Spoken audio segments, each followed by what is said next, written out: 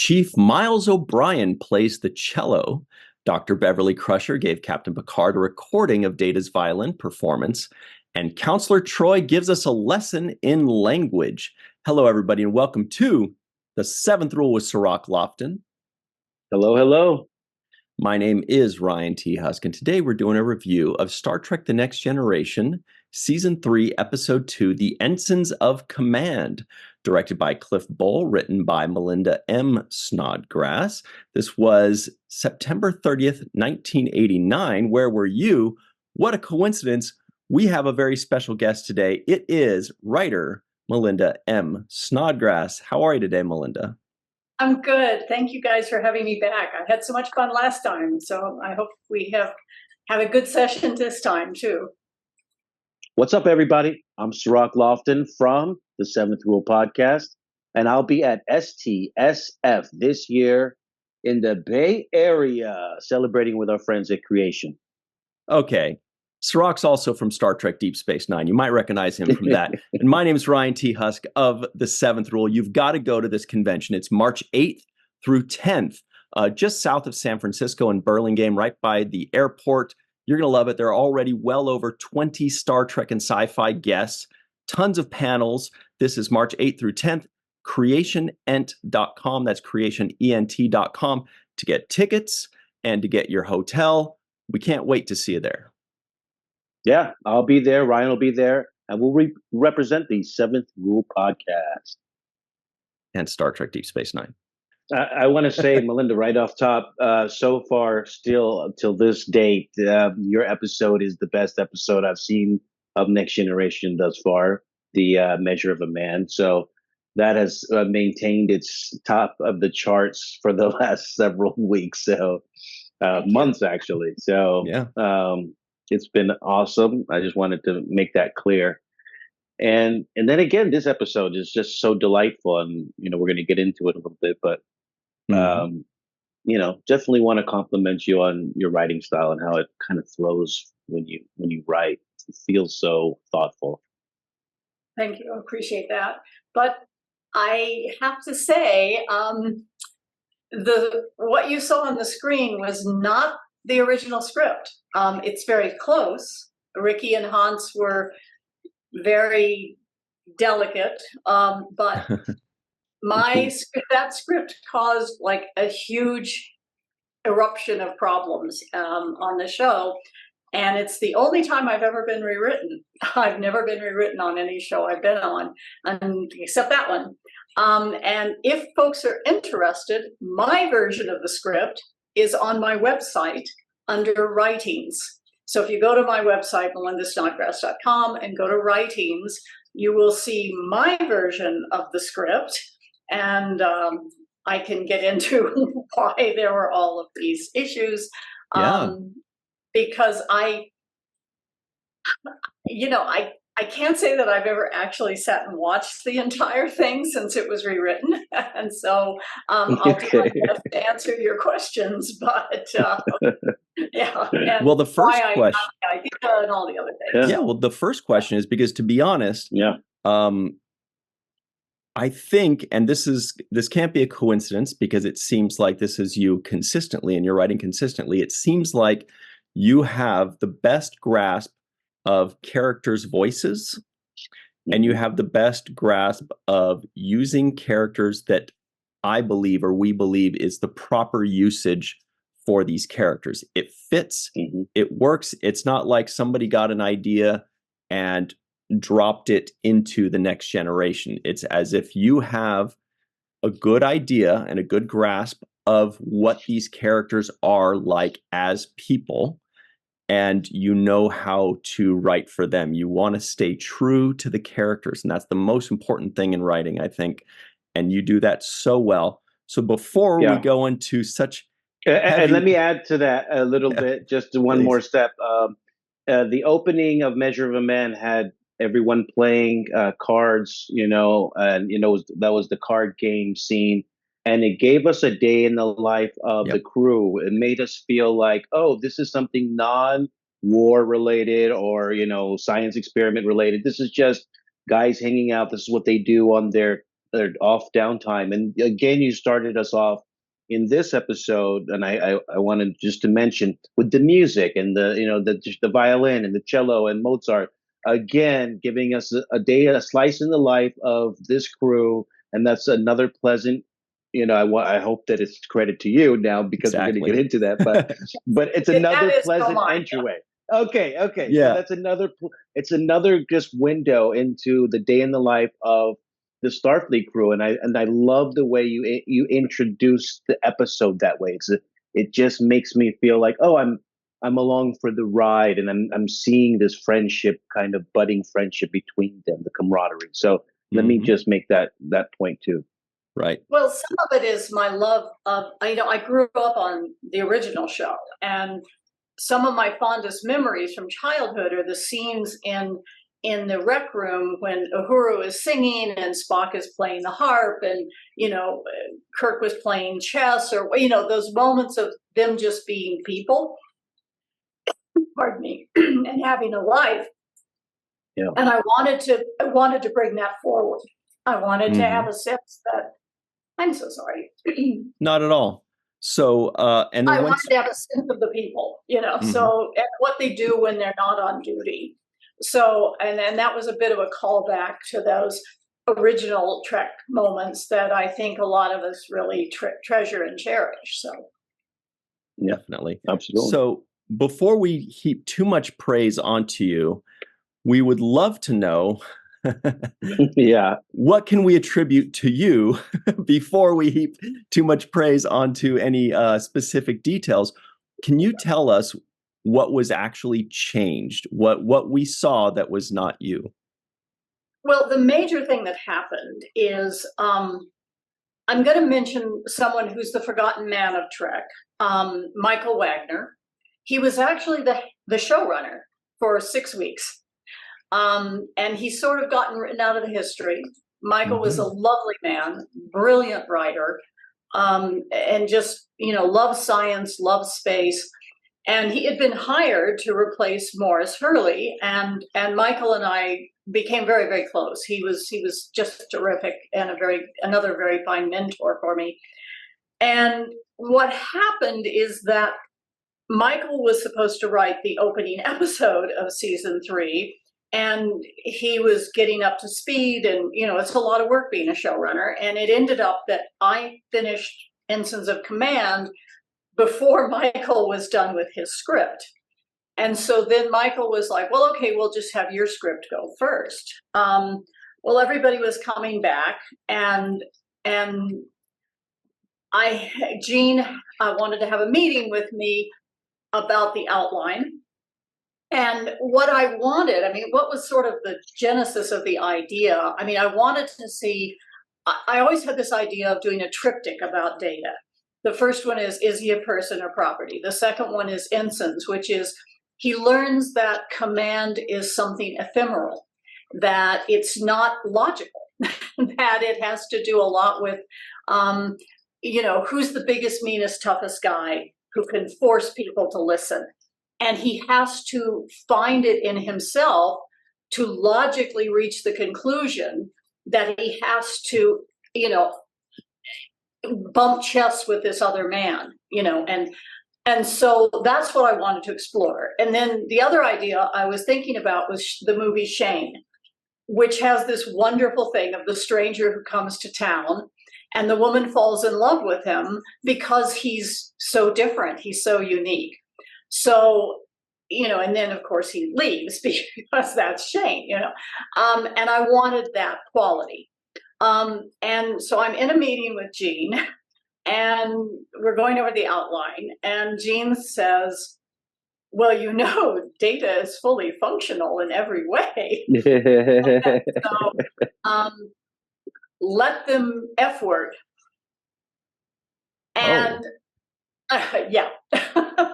Let them be free. Let them be free. Yeah, let them. Yeah, star K. Yes. I went, okay. I had not planned on that. It was more just she was going to have a crush on him.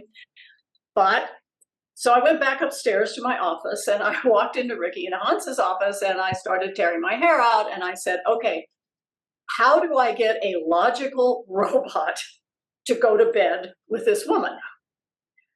And so when you read my script, you will see how I did that.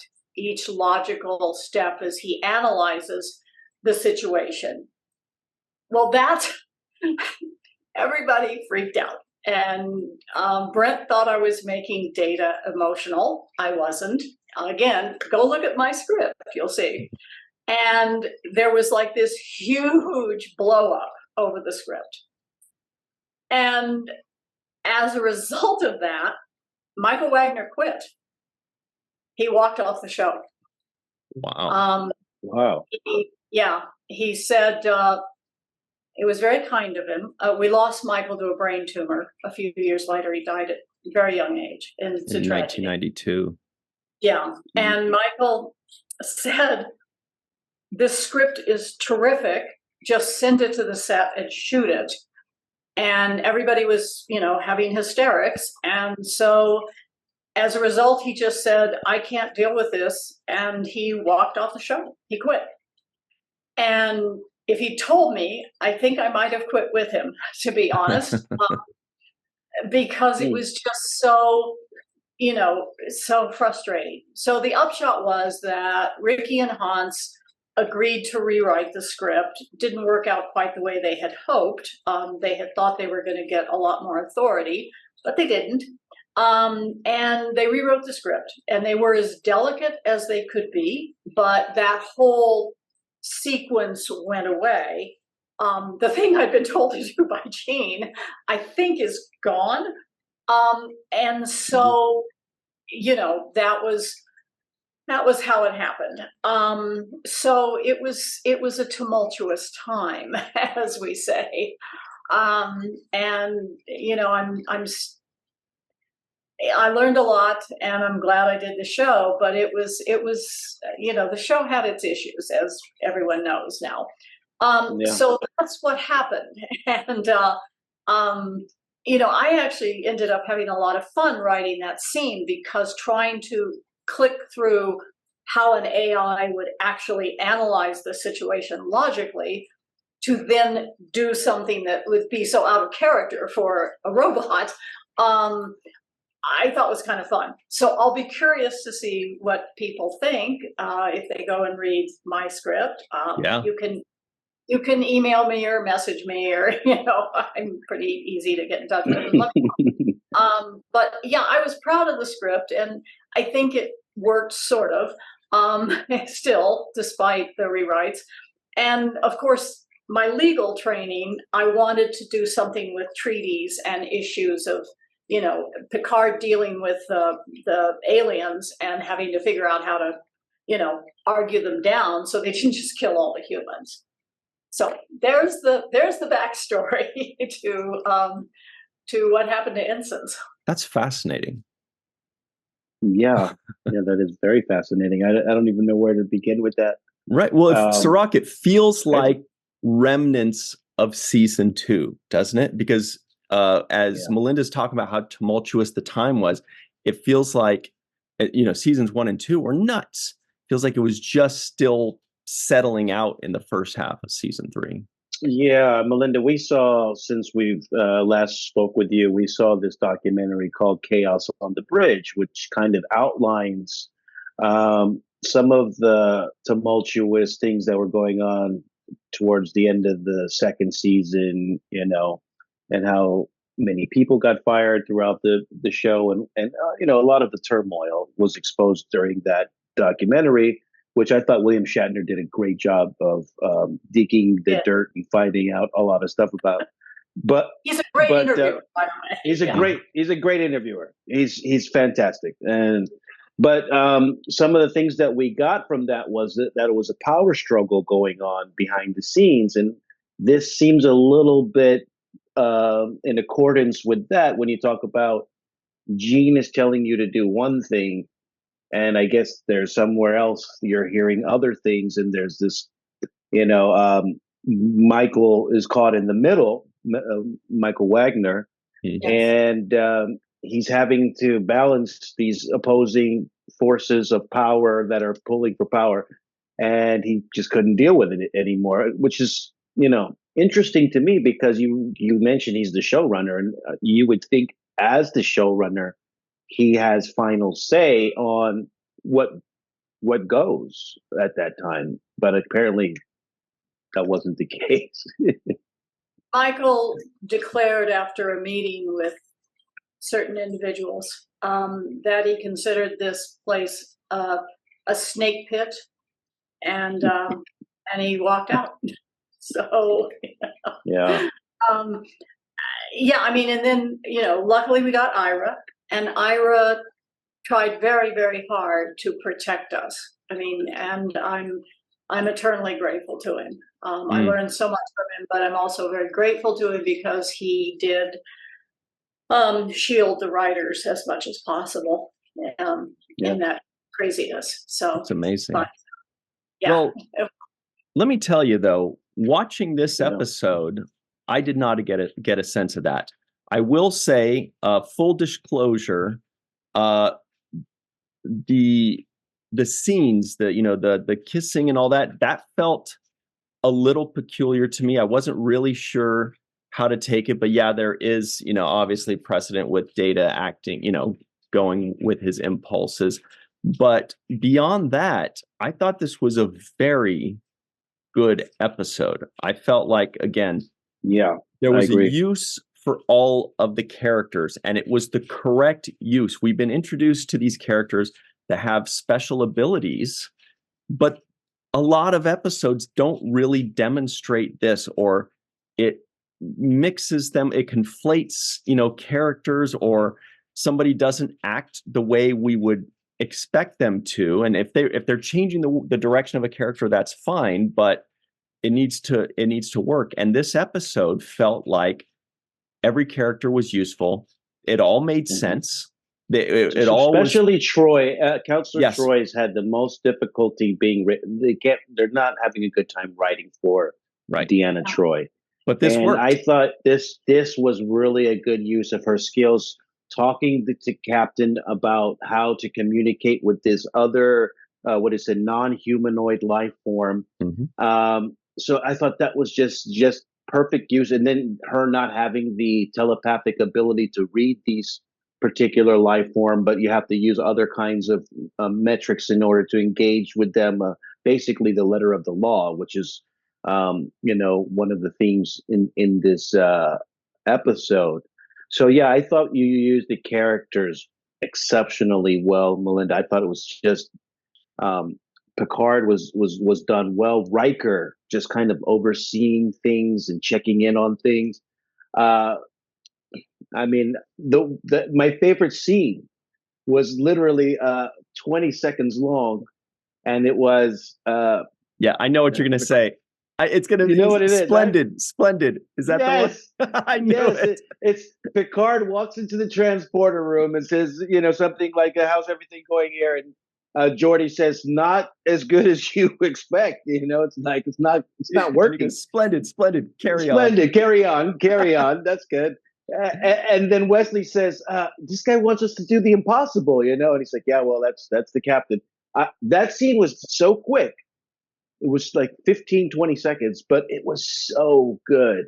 And, that's the kind of writing that you do. I find myself writing down your words. And that to me is another sign of good writing. And so when I'm actually writing down the words, I'm not saying what I think about something or taking notes, nice dress or good hat or nice background. I'm actually writing the words that you wrote. I'm rewriting the words that you wrote. And I think that to me is, when I find myself doing that, for example, I'll give you an example. Excessive honesty can be disastrous, particularly in a commander. I thought that was just great advice that he was giving to Data. And then he says, knowing your limitations is one thing. Advertising them to a crew can damage your credibility as a leader. Another well-written kind of make you think about the lines of where to cross and where not to cross as in a leadership position. Something you referred to earlier about writing the story to express the levels of command and Data's thought process. No, it was. Thank you. That's really kind of you. I mean, it's funny because there used to be a running joke on the show that okay, what word is Melinda going to put in a script that's going to send the viewers to their dictionary this time? And, they hired a prose writer and a former lawyer, so they should have known what they were. Yeah, I love words. I mean, words to me are magical. I mean, finding and discovering a new word and is like catnip for me. And so, I had fun with that. And when you've got good actors, and I always felt like, Troy in particular, and to some degree, Crusher, there just wasn't, they didn't know how to dig into the women in a really good way. And, I found that very frustrating as the only woman writer on the show. It was like, we need to do more with these characters other than Troy. Everybody's nurturing and, they were sort of stereotypical women in a nurturing role rather than being officers on a military vessel. And, and I know Gene would, rise up from the grave and go, it wasn't a military ship, but it looked like a military ship. I like to try to give them more than what they normally got to work with, Mm-hmm. Did you feel, Melinda, along those lines that, did you without throwing stones, did you feel as though some of the characters, and you kind of touched on it a bit, were being underutilized or misutilized? And did that kind of, just to add to what you were saying, did that kind of give you almost a mission to highlight their, what they could do, their talents, their abilities, or their ceilings, what they could be, what they could attain? Yeah, I mean, absolutely. I mean, in particular, I mean, Riker. Riker is a classic example. I mean, that's why I was so happy when my Navy buddy told me that the first officer always prosecutes. It gave Riker something to do, other than be admiring of Picard, and refusing his own command, which always struck me as insane. I mean, there's no naval officer who wouldn't, crawl over broken glass to be in command of his own ship. And so, that was hard to work around. But, you understand it because you're balancing the fact the actor wants to keep working. You don't want to write him out of the show. And I love Jonathan. He's a fabulous human being. And to some degree, Geordi. I mean, he was stuck with a lot of technobabble. And so that to me was a waste of a very fine actor. Give them something more. And then, of course, the women, and in particular, Troy, because, nobody knew how to, if she was truly telepathic, then you don't have any drama, because if she can tell you exactly what they're thinking, you've got a problem. And so she ended up with this kind of everybody was mocking it because it was like, I sense they're upset, well, yeah, they're shooting at us. We and I just thought that was unfortunate. I'll tell another tale out of school. What the heck? There was one particular episode. I don't remember what the actual title was. We called it Hot. I think we called it Hot Fudge Troy, but I can't remember. Sure. And it was the one where the rich guy is trying to monetize a wormhole in space. Blah blah blah. And he's a bad guy, and Troy sees it, that he's a manipulator, he's a bad guy. And I wanted her, and everybody else thinks he's fabulous. It's Elon Musk, okay? I shouldn't say that, you'll get in trouble. And so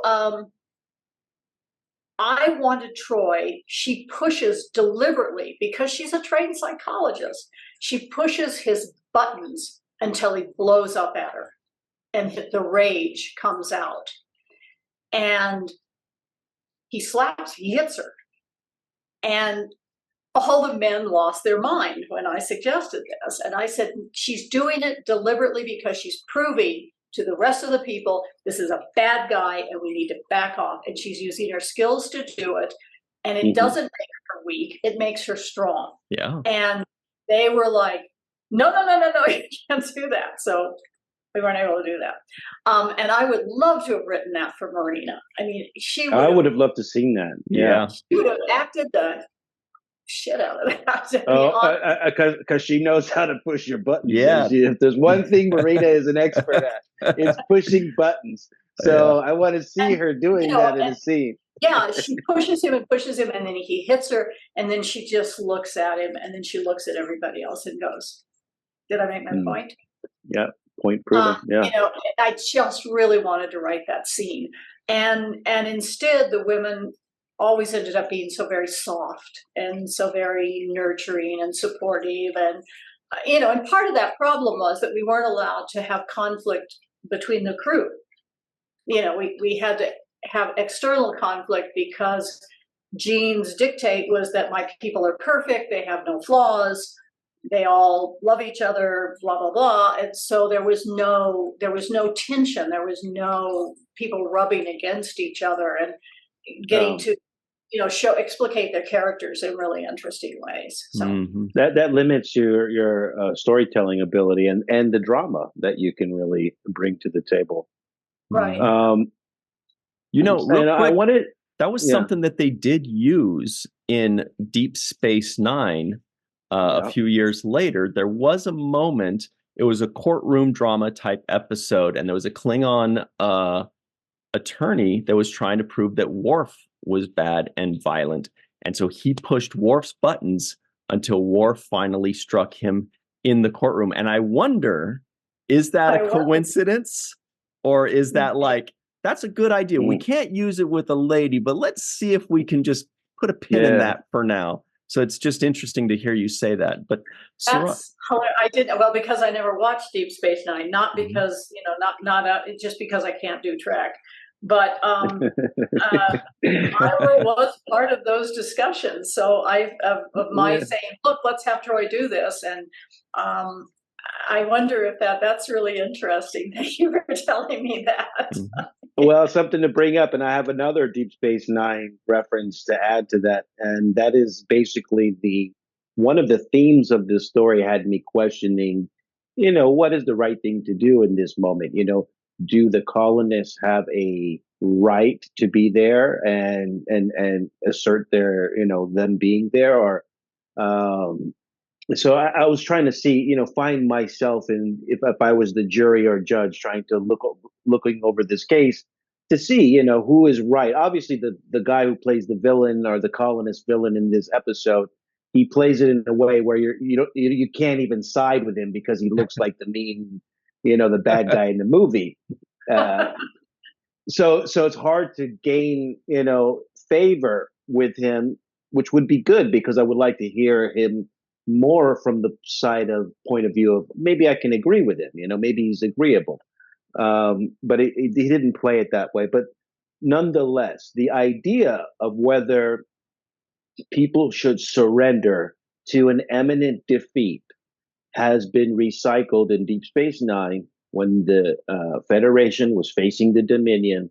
One of our characters, I believe it was Dr. Bashir, if I'm not mistaken, but was making the calculations that it would be impossible to, it was Dr. Bashir with some other artificially intelligent kind of hybrid beings and friends, yes, making the calculation that they were facing insurmountable odds against the Dominion and the Jem'Hadar, and that they must and should surrender based on all the calculations. There was no possibility of winning.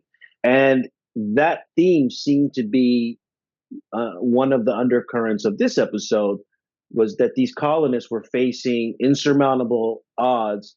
Again, an AI, you know, in Data is the one that's giving them this information. So it seems like almost exactly like the Deep Space Nine kind of episode that I'm talking about. But unlike this episode, in Deep Space Nine, Sisko decided, or it was the decision of them, to continue to fight and face those insurmountable odds.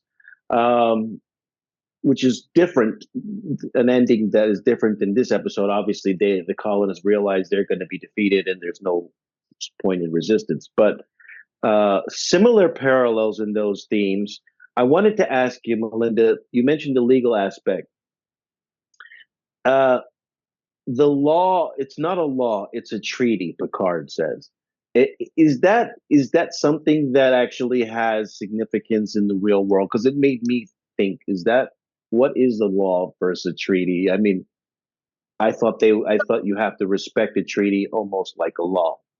You do. I mean, I think I was having Picard, pushing back hard, but I mean, that's why I argued with Gene when he told me there were no lawyers in the 24th century. And I told him it didn't make any sense because, you have conflict of laws issue, you have contracts, you have family law, you have child custody cases, and you have treaties. And, that's all hashed out by diplomats and lawyers, So, yes, I was fudging a little bit there because, Picard is desperately trying to find a way to stall them long enough to let Data hopefully get them to agree to leave. And so he was buying for time, making arguments, but, when he finally finds the right, the right key to unlock it with these people that are these creatures that are so legalistic, I wanted it because he's trying a lot of different things that don't work because you don't want characters to just, I mean, that's always been the problem with heroes is you want them to fail and then, try again and succeed. If they just succeed all the time, it's not very interesting. Right. It doesn't tell us anything about how humans rise up against adversity. Right. Adapting and problem solving. It did show us a problem solving skill set that the captain had. He delegates Data because Data, you're immune to this hypertonic radiation, I think it was called, hyperonic. Because Data was an android, he was able to go and be the away team. That was a delegation immediately done by Picard. And then he starts to go through council with Riker, council with Geordi about fixing transporters and figuring out a way to get through the radiation block and transporting. These are all signs of leadership. I thought that you use Picard also in his best way. Very well. I think that you're showing his leadership. He's delegating. He gave Riker a certain assignment of looking after things, and he was engaged with Troy about how to deal with these alien, the Sheliak. And so, you mentioned not having seen the episode because I really wanted to ask you if you were pleased with the way the Sheliak visually came out, or did you have what was the written kind of description of what the Sheliak would be? That actually was pretty much what I wanted. I didn't want anything that, where it was, I wanted it to be weird and very inhuman. And I can't remember exactly what I wrote, but I thought that worked. I thought that worked quite well. That I was pleased with how they, the creative, decisions that went behind that. I really liked it. And, back on Picard being, what I wanted was, again, that echoing. You've got Data struggling to command, and you've got Picard who does it so effortlessly.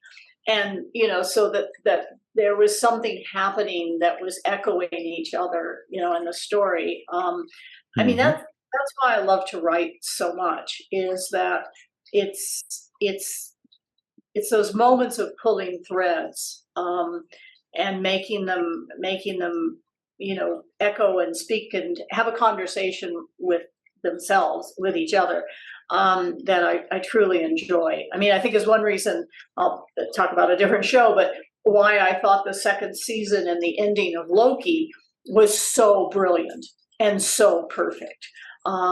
Because you could see it from season one. It was all there. All the foreshadowing was there. And I love that kind of thing.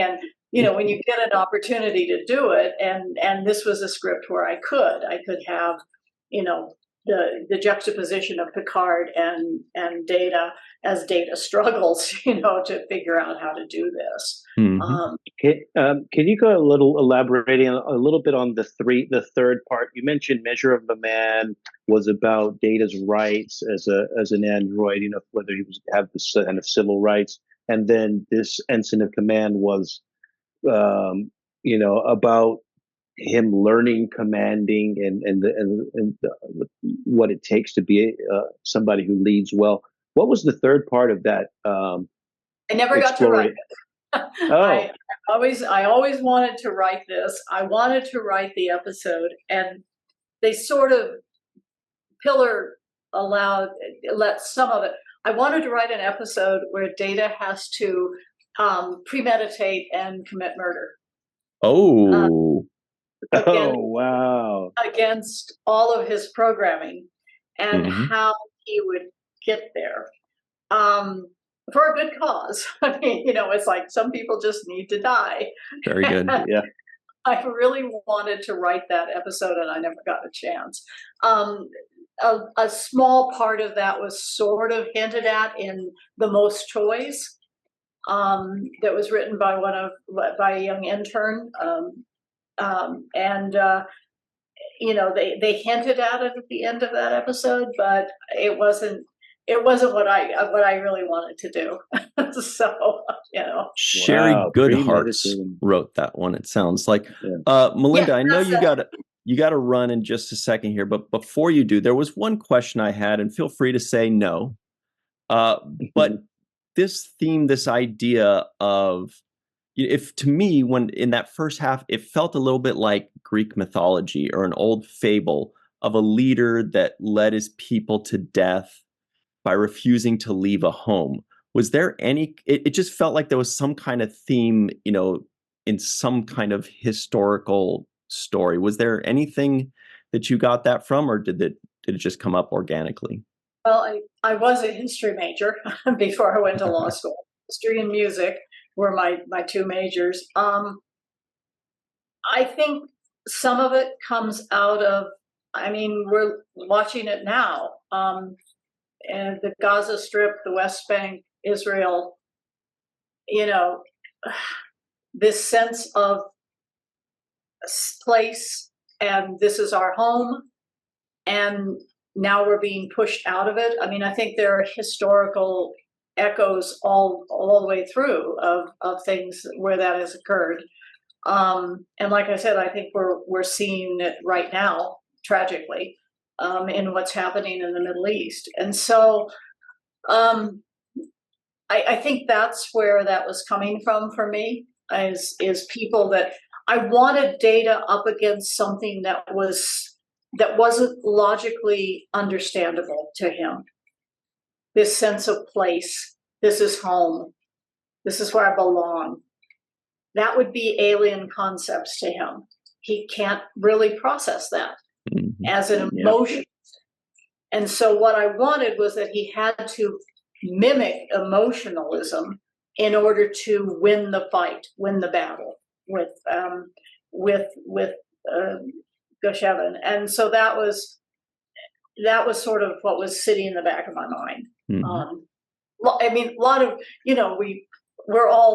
we're all standing on the shoulders of other writers, and we're all playing with themes, and we're exchanging information across time. And, whether it was Shane or, issues of law and these issues of colonization and losing one's sense of place, all of those things were playing into what I wanted to write about. So amazing. Well, we loved it. I have a last final one. Goshevin. Where is there anything there with the Goshevin of the name? No, I was just trying to come up with a name. Okay, all right. I thought the same though, Cirroc. I was like, well, this sounds like a different kind of name. Yeah, Usually it sounds very Star Trek. I was like, oh, this sounds like it's off the beaten path a bit for us. Well, Melinda, this has been such a treat. Again, we truly appreciate what you have contributed to the Star Trek universe, as well as our fun show. the things that the seeds you planted continue to grow and echo throughout Star Trek history 30 years later. It's freaking incredible. We really appreciate your time. Thank you so much for hanging out with us. Thank you for having me. I love talking with you guys. Take care and have a great holiday. Thank you. And make sure everybody to check out her website. Yes. Brian. Oh, yes. And also, real quick, you got space opera books that are available right now. Can you tell everybody about that very quickly? Good memory, Cirroc. It's called The Imperial Saga. There are 5 volumes. The series is done, so you'll get the entire story. First book is The High Ground, and the final book is The Thucydides Trap. And they're all available on Amazon and Kobo, and I think they'll soon be available on Barnes & Noble. And I have the cover art is by a brilliant, brilliant science fiction artist, Elizabeth Leggett. I want to give her a call out because she's amazing. And so I hope you'll check out my novels too. And hopefully next time we talk, I'll have some news on a TV show I'm developing. So, oh boy, can't wait for that. So everybody stick around. Melinda, we truly appreciate you. We'll have all that information, everybody, in the comment section below and in the description box below. So check that out. Stick around, everybody. We'll be right back on the 7th Rule. Hello, everybody, and welcome back to the 7th Rule with Cirroc Lofton. Hello, hello. Here are the trivioids of the week. Man, Melinda was cool. We kept talking with her even after we were done recording. She is just, let's keep our fingers crossed. There's one more Melinda Snodgrass episode later in this 3rd season. Let's hope we could get her back for that. Here are the trivioids. Chief Miles O'Brien plays the cello. Data's violin rendition is less enjoyable than Ensign Ortiz's. The Sheliak have not attempted to communicate with the Federation for 111 years. There are humans on the 5th planet of Tau Cygna. The colony ship Artemis was launched 92 years ago. Data doesn't have to answer a million questions, doesn't have time to answer a million questions. That was funny. When the treaty was first negotiated, the Federation sent 372 legal experts. Counselor Troy gives Captain Picard a lesson in language, which I liked. Dr. Beverly Crusher gave Captain Picard a recording of Data's violin performance, which was super sweet. Commander Data has learned to be creative when necessary. Just in those trivioids, Cirroc, how many moments? There were funny moments. There were caring moments that Picard, remember when Picard and Beverly walked out on the recital, Data made a face like, he felt like rejected or looked rejected. And so it was really sweet for Picard to say that he wanted to hear the recital so much that Beverly gave him a recording of it. So he wasn't just there, to show up and be like, oh, sorry, I couldn't make it. I had to go do work stuff. He actually was supporting his friend, which is a beautiful moment. Yeah. I want to see O'Brien walking around with his cello case. Yes. We've never seen that before, have we?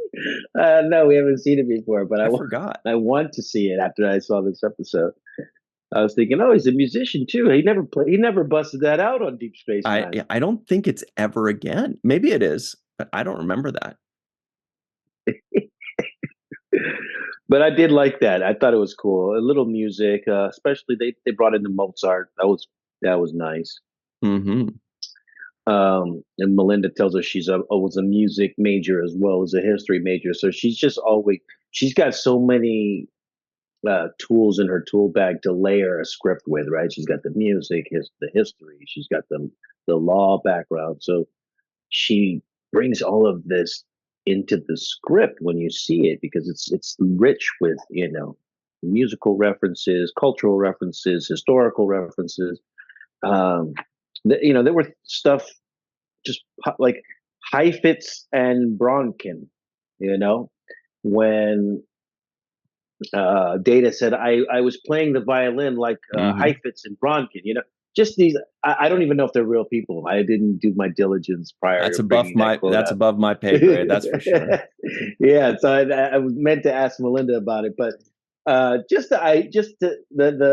storytelling, the richness of the storytelling. That's what I mean. Certain references like that make it more layered and give it a dimension to me.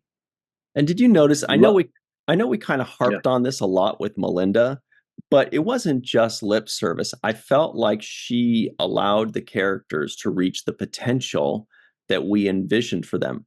Suddenly, Picard is likable in my eyes. I'm like, this is Captain Picard. He's fun. He's interesting. He's caring. He's stern when he has to be. He's resolute. He's funny, splendid. Keep me posted. Yes. Hilarious. Yes. That was perfect. So there was humor. Troy is being used properly. Data is being used properly. I was like, look, how many times, Cirroc, have you and I thought, hey, there's a dangerous planet. Why are you sending all these people? Just send Data. That's what they did. They finally did the obvious. You've got an android. Send him. He's fine. He doesn't need Riker there and Worf there. He'll be fine. He'll go down there. He'll handle it. Riker's handling the bridge. When Riker and Picard and Troy are discussing things, Worf has the bridge.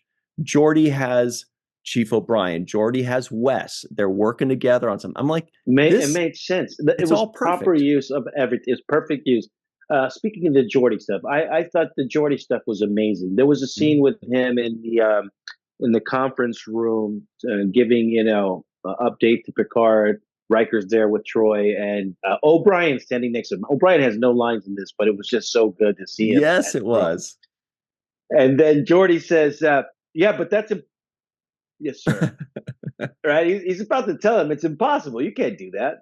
But then he stops himself and said, and the look, I rewound it a few times because I wanted to see O'Brien's look. He has no lines, so he has to just use his facials to kind of steal the scenes that he's in. And so in that moment, he does this kind of look over at Geordi, like, "You're not going to say it, are you? Like that this is impossible, right?" And Geordi kind of senses O'Brien staring at him like, I want to see if you're going to do it. And instead says, "Yes, sir." And I thought that was just another small scene, but I thought it was great. I enjoyed it. It was rich with what we expect out of the engineer, which is to make an impossible to reality, right? Isn't that what we expected when we saw the original series with Scotty, right? He's like, whatever it was, he had to find a way. I need more power. I need more shields. I need more this, whatever it was. He'd figure a way out, even though it was kind of impossible. And I thought that was an attribute that was being designated to Geordi in this moment. Like, no matter how impossible it is, I still have faith in you to get it done. And even Geordi at the end says, "We can do it, sir. It'll just take 15 years, but we can." But he gave the answer. Right. He's like, "Give me the solution," and that's all you can ask for. Here's the solution, and it's up to you to decide if it's worth doing it. But don't say it's impossible, it can't be done. Just tell me how it can be done. Even if it's 15,000 years it'll take. That's the answer then. Let me decide if that's going to work for us or not. But I want to call Meaney, call him no scenes off Meaney, because he didn't have any lines. You're right. He didn't have any lines, but he still gave like a look. I'm going to be watching for that. That's a good catch, Cirroc. And I'm going to see all the scenes where he doesn't have a line or he's just doing his one thing. And he's still going to be doing his little side eyes. He's going to be doing his little whoa kind of stuff. He does. He gives you the facials. And in that scene, he gave me the facial like, you're going to talk to the captain like that? And sure enough, he wasn't going to talk to the captain like that. But I love the way O'Brien sold it. O'Brien even sold the cello when the camera pans over to him on the cello. He kind of does a little look at me, I'm on the cello move. So, with no lines, right? Again, with no lines. But I was watching his fingering too, and he was actually like this. He was doing exactly. It wasn't perfect, but I was like, I wonder if he actually has taken some cello lessons, because he was still doing it. Like, for example, some people, like, no offense, God love him, Patrick Stewart, when he's pretending to play the flute, it does not look like he's playing the flute. But some people can fake it, and some people actually have music knowledge enough to where they can fake it well. And Colm, I was like, okay, he at least was moving at the right times, Yeah, he sold me for his close up or his pan through. I believed it. Um, did you catch the Nam? No. Because I don't know if this is a Nam because I don't know if they've appeared before, but Oh, Ensign uh, Ortiz. That's the only one I got. yeah, you But I did don't catch it. know. You I did don't catch know it. who. I don't know if. Yeah, same as you. I don't know if we see Ensign Ortiz. We'll have to check that out. We'll have to ask the Yeah, pals. no, you did catch it then. Yeah, that was it. I was cool with this Sheliak and their non-humanoid life form. I'm glad Melinda kind of said that it was worked for her. It worked for me too. Um, at first, I was trying to make, what am I looking at? What are these? Are these beings with different outfits on? But it was unusual enough for me to just say, okay, I buy this, and I buy that they also have the technology to wipe these people out pretty quickly. So it was a good thing for them to, special effects and visual effects guys that made the Sheliak. hmm we're already almost out of time here because we've spent so much excellent, high quality time with Melinda. Um, let's jump into the home run of the day or of the episode. Who Oh, gets the home run, the TNG home run of the episode today? um, I'm going to give it to Melinda Snodgrass. Um, she writes a hell of a good episode. She makes you write, she makes you think. She puts a nice conflict in front of you that you have to debate about, or it makes you think. It's really in line with her litigation and having to argue one other side of a case. Um, so yeah, I would say that Melinda gets the home run in this episode. Yeah, easy answer for me, honestly. She might as well be Barry Bonds out there because the only way she's not going to get a home run is if she gets an intentional walk. You remember those days. And so, yes, very easy home run of the day for her because she reaches the potential for the characters that we all envision or we all hope for. And, not a perfect episode. No episodes are perfect, but it is a Star Trek Next Generation episode that we hope we get. When I'm telling you in that first episode, when they're introducing these characters, this is what I wanted to see. Whether they're Yeah. saving a colony or whether it's a courtroom drama or whether they're fighting the Borg or whether they're talking with Klingons, whatever it is, these are how the characters are supposed to interact. These are how the characters are supposed to be used. And then you can just put it in any storyline you want, but this is the mold, I think, for the characters, and I'm very happy about that. Yeah, me too. Also very happy about a few of our pals that we'd like to thank. Homer. Yep. And their names are Homer Frizzell, Dr. Anne-Marie Siegel, Eve England out in Wales, Yvette Blackman Tom, TJ Jackson Bay out in Missouri, Bill Victor Arukin, Arukin. Titus Moeller, Dr. Mohammed Noor, Tierney C. Diekman, Anna Post, Anil O. Palat, Justine Norton Kurtzen, Joe Balsarati, Mike Gu, DQ, Dr. Stephanie Baker, Carrie Schwent, Faith Howell, Edward Foltz, My Live from Tokyo, Chris McGee, Justin Weir, Jake Barrett, Jane Jorgensen, Henry Unger, Allison Leach Hyde, Julie Manisfee, Marsha Classic Schreier, Greg K. Wickstrom, Jed Thompson, Glenn Iverson, Dave Gregory, Grandpa One, aka Tim Baum, Dr. Susan V. Gruner, and of course, Mr. Jason Okun. Thanks very much, everybody. Stick around. We have got that there free for all up next. See you soon. We'll be right back on The Seventh Rule. Hello, everybody. Welcome back to The Seventh Rule. This is the free for all with Melissa Longo. Hello there. Jason M. Okun. We got Allison Leach Hyde, Carrie Schwent, Greg Kenzo. We got TJ Jackson Bay out in Missouri, Chris McGee, the Dark Lord, and of course, Eve England out in Wales. So, here's the fun part. First things first, Jake Sisko guesses the IMDb score. I'm going to give it a 7-7. 7-7. Anybody else have any guesses? 7-6. 8.1. I love it. Wow, pretty high. High guesses. The correct answer is on IMDb, the voters and the note takers gave it a 7.4. That's not enough. Did somebody get it right? No. Oh, Allison, you went like this. I thought you got that. 7.4. You guys were all very close. No, I was though. just worried they were going to make it lower. Yeah, me too. Deserves a good score for sure. All right. Also, non-appearance mentions. Cirroc and I were talking about Ensign Ortiz, but do we see Ensign Ortiz at any point in the show? That looks like a no. There's a lot of frowny faces. Oh. Bummer. I'd like to meet him or her. All right.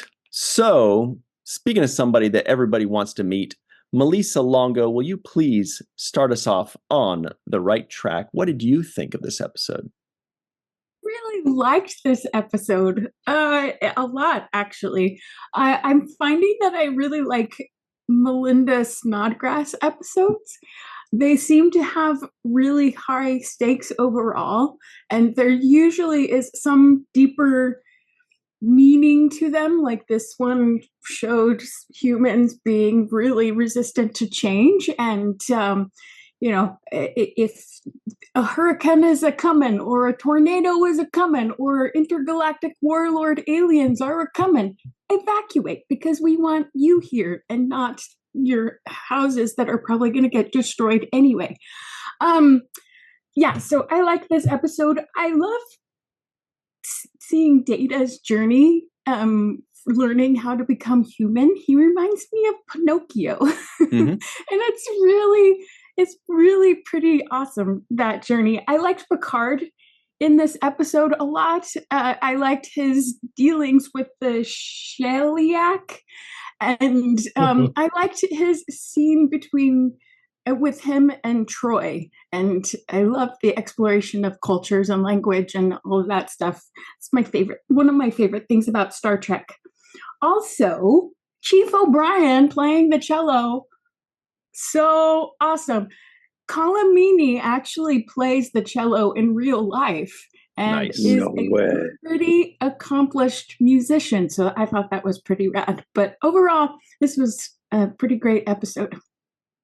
Excellent. Thanks very much, Melissa. Yes, Cirroc and I were talking about it. I was like, the way he was moving his fingers seemed like he knows how to play the cello, because we've seen Picard pretending like he's playing the flute, and it does not look like he's playing the flute. Jason Okun, who is also the accomplished pianist, what did you think of this particular episode? Absolutely a pianist, and nothing else. Overall, I absolutely like this episode. It really is, to me, quintessential third season Next Generation, or the beginning of the shows we're going to see. Obviously, there's Melinda Snodgrass's fingerprints all over the script. You have a Data story, you have a legal piece, you have an A story and a B story. It's a Data episode, and this is something that we didn't often see in the first and the second season. You can certainly see whose episode it is, what it is about. You have personal stories. You have characters behaving like real people, and this is something that we're going to see going forward, and that's what separates the later seasons of Next Gen from the first two for the most part. It's just a wonderful, perhaps quiet episode, if you will. It doesn't have galaxy ending stakes, and perhaps maybe that's why the rating overall is so low, but it doesn't matter. It's a wonderful show to watch. There are things, obviously, in anything that you can nitpick, and we can talk about some of that later. But overall, it is just a wonderful hour to spend. The Data story is tremendous. It's acted very well. And frankly, it's probably one of Cliff Bowles' better efforts. Mm-hmm. Great stuff. Thanks very much, Jason Okun. TJ Jackson Bay is out in Missouri. He's got a bunch of umbrellas above him or something like that. What do you think of this episode? Oh, I love this episode, and I enjoyed watching it. I have to say, O'Brien didn't never play a cello on DS9, so I think I don't know, what's up with that. Like, why didn't he bring his musical talents to the station? As a matter of fact, I don't remember seeing any like concerts or classical music expositions on DS9. I guess they left all that on the Enterprise. I don't know. But anywho, the overarching question that I got watching this episode this time, and what I see, kind of being explored is Data just a chat GPT with legs? And and I really enjoy, the way that they explore that from the very beginning. He believes that he says, hey, come to the other show where you can listen to something besides just a machine playing this music, because you'll like that better. And he's kind of, told, hey, we want to hear you. Like, we like you too. You're more than just a machine to us. And then he goes to this planet, and the leader there is reinforcing that belief. Hey, you're just a machine. We're not going to listen to you. You mean nothing to us. And just, completely disregards him. But there's like one person that does believe in him and tells him, hey, if you accept that limitation, you'll start believing it. It really will limit you, if you believe you're just a machine. And so, watching him go through that, back and forth struggle, am I just a machine, or, can I do something different? Can I create on my own? And that wraps up when he's talking to Picard in the office later about, how he combined the performances. He's like, I guess I can be creative. So, I thought watching that journey in this episode and, throughout the series is really refreshing. I think that's something that a lot of people can relate to. I mean, really, we talk about as people, do we have a fate? Are we like, just a victim of, who and when and where we are? And it can be argued that we're machines of a different kind and all of those things. And are we just like the chemical reactions that go on in our brain, or do we also have creative capacity? And I think we'd all say we do. And we say that for Data too. So really enjoy watching that and reflecting on those, super deep themes. I have one nitpick. There are 15,000 people on this planet, and you're telling me that none of them live somewhere else? More on that later. Was a lot of people. Thanks very much, TJ Jackson Bay out in Missouri, who's charged up about his Grizzlies, by the way. Gregory Kenzo is charged up about whatever Hawaiian team goes on over there. What did you think of this particular episode? I really liked this episode. I could almost say I loved it. I'm loving Melinda Snodgrass's writing. Like, it's beautiful. I'm noticing the scenes and the shots choices more often lately. I like how this episode starts with an establishing shot of the Enterprise cruising at Impulse. And this immediately says the crew is not in an emergency, right? And then we see a Vulcan walking in with a violin. We hear the strings tuning. It's very different from what we've seen before, or in the past few seasons, I think. And yeah, I like how it sets a relaxed tone. I have a feeling that's Michael Pillar's doing, because some of my favorite DS9 episodes start with those day-to-day activities of DS9, just like that. It's really chill. Yeah, the Sheliak. It's cool that we have a new non-humanoid race. They're non-humanoid intelligent life forms. They're also lawyers, like a race of lawyers. Let me see. I really like the scene with Beverly, Data, and Picard, like you were just saying, TJ. On honesty and leadership. Picard says excessive honesty can be disastrous, particularly commander. And then knowing your limitations is one thing, advertising. Anyway, you saw the episode. What I'm trying to say is that, I mean, of course, this whole episode was about leadership, but it does a really good job of highlighting the great points of leadership and teaching its audience in an interesting manner. I also have to say, O'Brien is my spirit animal. I've said this for a long time because I love seeing the future chief of DS9, Mr. Miles O'Brien, showcasing that you can be a techie or a tinkerer, as the attendant would call it, and also a musician or an artist, if you classify music as art, which I do. Yeah. I also see treaty disputes. Let me just get to the philosophy of this episode. I didn't have a specific line for it, but I think it's because it's demonstrated in so many of its scenes. The ins and outs of leadership, tactful negotiation and debate, unwavering hope in the face of an impossible situation, but at the same time having the wits to know when you're outmatched and to accept an alternate solution. Yeah. It's kind of highlighted in Goshevin could have retreated with the Federation, gathered strength, then retaken the planet at a later date with greater forces, right? I mean, it's a tactful retreat, and there's no shame in that. But yeah. Leadership. Great stuff. Thanks very much, Greg Kenzo. We've got Carrie Schwent here as well. Cool background. What'd you think of this episode? Thank you. Yeah, there was just from one of the shots of the establishing shots of the colony with the mountain behind it, and then I've got a fun little feature on my photo editing software on my phone that kind of turns it into various artistic sort of styles. And I thought this one was pretty. But I love this episode. I love Data, and he's got so much in there, and I'll get to him in a minute, but there were a couple of things I wanted to point out. That Miles, yay, we love Miles, but he doesn't get, poor thing doesn't have any lines. You get one sort of audible sigh, but that's about it. Even Wesley is like a blink and you miss it, but he gets at least one super short line.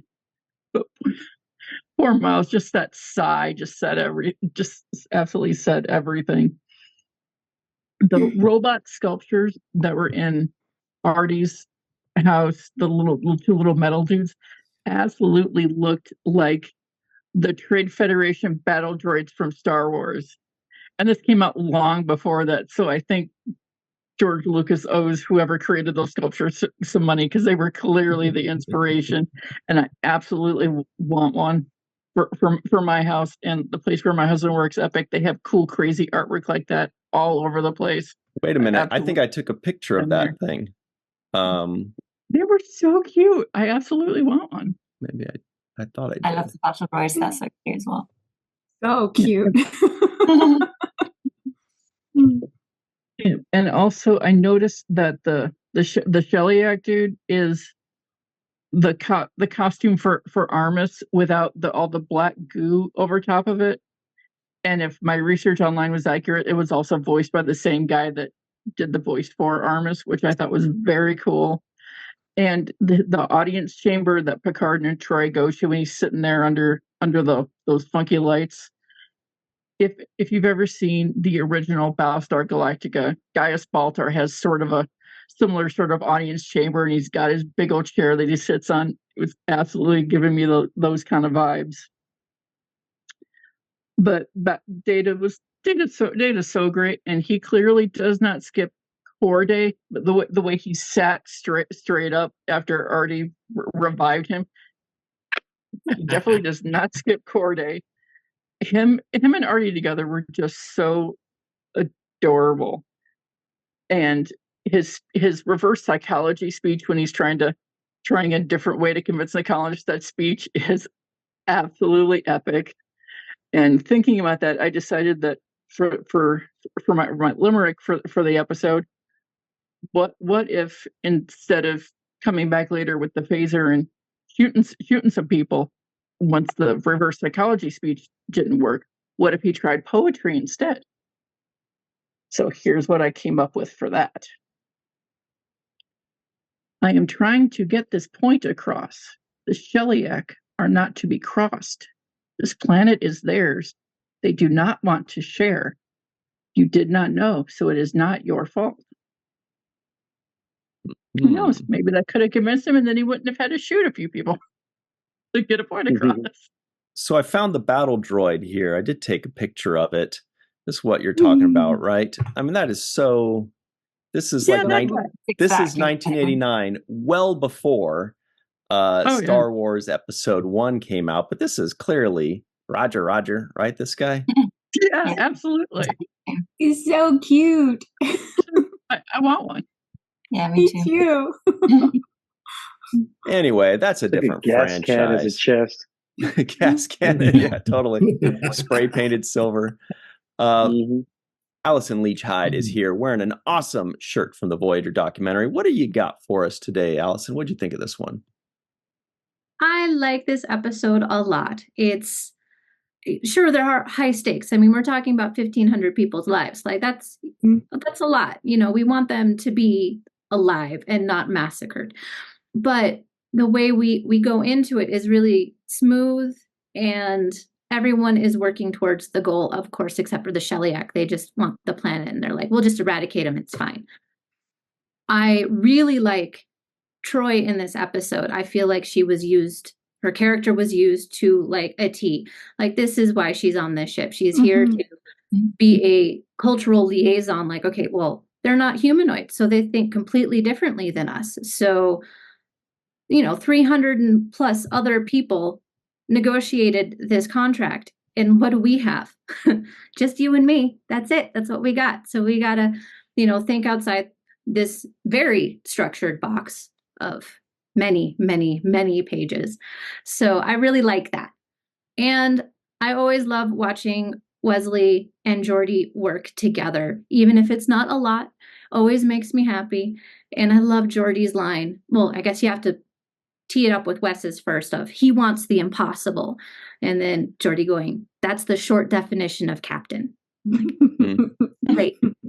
Throwing a little bit of humor in. So those are my big things. And of course, I love that robot with the gas can body. Like, I love that they had gas cans and they're still around. So always enjoy it. Never skip it. Great stuff. Thanks very much, Allison Leach Hyde. We've got the Dark Lord, Chris, buried on that mountain, McGee. What's up, Chris? What'd you think of this fun episode? Well, it was exactly that. It's a very fun, easy episode to watch. I really enjoyed it, and it's super memorable to me, at least. One of the things that I really noticed in this has stuck out in my mind was Troy's brief demonstration of like how communication between two species without a universal translator could be very messy. Something that will be explored further in a later excellent episode. The actor who played Kentor, one of the settlers, or the one who was on the fence, he almost seems to be like playing a Vulcan type, the way his mannerisms are, and he didn't have any any emotions on his face. It was just, he almost kind of looked like one even. So I was wondering if that was what the actor had in mind or what there.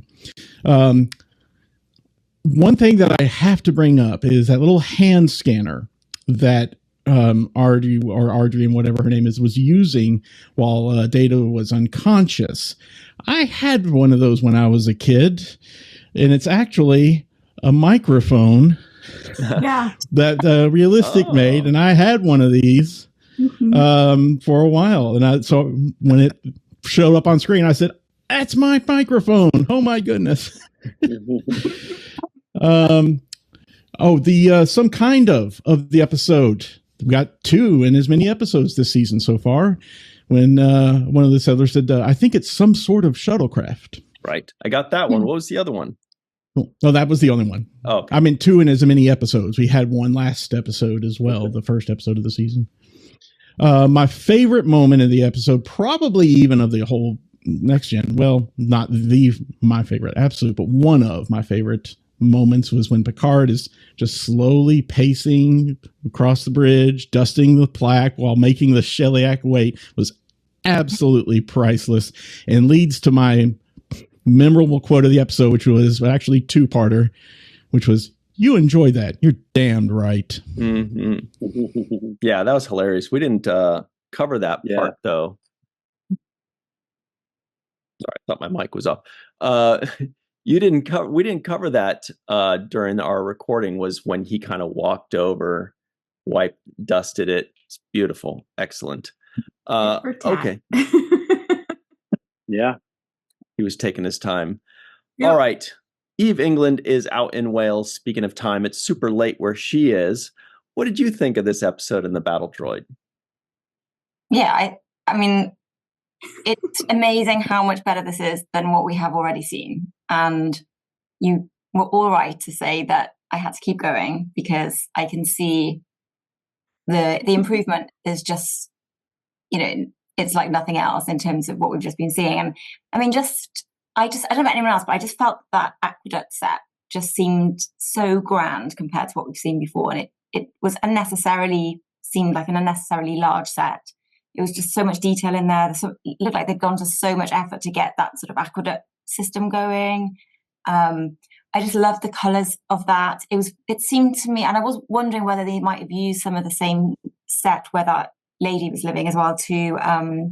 Was it the Pen Pals episode where Data had a friend with a young kid, and they had that sort of red kind of concrete, and I thought it was just really, and I just loved that episode as well. So I just loved the way that it all came together and how it looked. I also loved those aliens. I just thought they were just like something out of a Daft Punk video. I just love the aesthetics of that. And I was like, oh my gosh, I just want the guy to start singing and doing some sort of DJing. I was quite tired when I watched this. So I wasn't sort of paying too much attention. I was just absorbing how beautiful it was to watch, and just how, like lots of you have said, how easy it was to watch. And it was just a really nice feel, had that lovely sort of wholesome romance with Data. And I just thought that was all super nice. And I just thought, I really enjoyed this, and I'm actually looking forward to next week. We did it, you guys. Eve is finally coming around. It only took like 50 episodes. But I did still think God was a bit of an arse. So that's I still need to be moving on to that the point. Sheliak? No. He was just giving them what they gave him. Yeah, and checking you for can dust. hang up on me. I can hang up on you too. Several times they hung up on him. Several times. That's true. It was their turn. Jake's final take. What do you got for us, Cirroc? Well, it's funny because Melissa mentioned Pinocchio, and I thought instantly that Data is fully functional. So, DJ got that one. All right. Wow. No, but he says he has no feelings, so it actually made me think, like, in that department, it must be just like a robotic remote control thing for him. But that's separate. Wow. Picard says "thee and me" in that one little part right there where they're talking about, they have 350 lawyers or whatever, and what do we have? And he says "thee and me," and I thought it was an interesting use of the word "thee" because we don't hear it that much. Mm-hmm. But this is the thing that jumped out to me, and that was the name of the ship that Data was traveling in. That little runabout was called the Onizuka. And I was hoping that Mai would be here to kind of elaborate a little bit more on that, but I had to do my own research on the Onizuka. And Ellison Onizuka was the first Japanese-born American, Japanese descent American astronaut who went to space. Wow. He was on the Space Shuttle Discovery, and he actually he passed away on the Challenger explosion. Whoa. Oh, wow. I remember that guy, yeah. So they did name this particular vessel in this episode after him. I thought that was cool. Wow. And also, Greg, he was born in, you're going to have to help me with this, Kalekakua, Hawaii. Kalekakua. Yeah. Yes. You got it, though. Yeah. Yeah. So Hawaiian's hard. Hawaiian is. Yeah, that's hard. That's hard. But that's a little bit of just like kind of a deep dive into the thought that they put into the naming of those little vessels that we see, and the camera passes by really quickly. Yeah. But I like to see the names on those things because I know they come with some kind of background information. And this one was cool to see. A shout out to this astronaut, Ellison Onizuka. So that's my final take on that. I did like the episode like everyone else. I thought it was a very good Melinda Snodgrass. You can almost see the feel of her kind of an episode where she takes the legal cases and she takes really good character development, in my opinion. And she also has a particular fondness for Data, who was really the star in a lot of her episodes, because I think she likes to explore the AI android, philosophy of what that could mean. And she does a good job of dissecting that. So great episode. I did mention this earlier in the review, but I'll bring it back up again. When faced with the same improbable odds of imminent destruction, Sisko chose to move forward with the Dominion War as opposed to evacuate and escape, which is what they did in this particular instance. So he actually decided to face insurmountable odds, which somehow turned out in his favor. So it doesn't always mean imminent destruction when you're facing imminent destruction, as was the case in this episode. But also shows you the courage. I mean, it shows you how real that decision is, whether, to decide to stand and fight and die for whatever you're dying for, or to move on and live to fight another day. I think that's a real decision that empire, civilizations, humanity has been dealing with really from the beginning of time. So I think that makes it a believable episode for me. And either way you pick, there's certain rewards and risks and things that you lose and give up. So that's my final take. Awesome. Well, everybody, that's all we've got for you this week, if you can believe that. But we'd like to say thank you to Melissa, Jason, TJ, Greg, Carrie, Allison, Chris, and Eve. Eve's coming around, everybody, slowly, though, kicking and screaming. For myself, Cirroc Lofton, Melissa Longo, and Aaron Eisenberg, we'd like to thank you all for joining us. And until next time, always remember the 7th rule.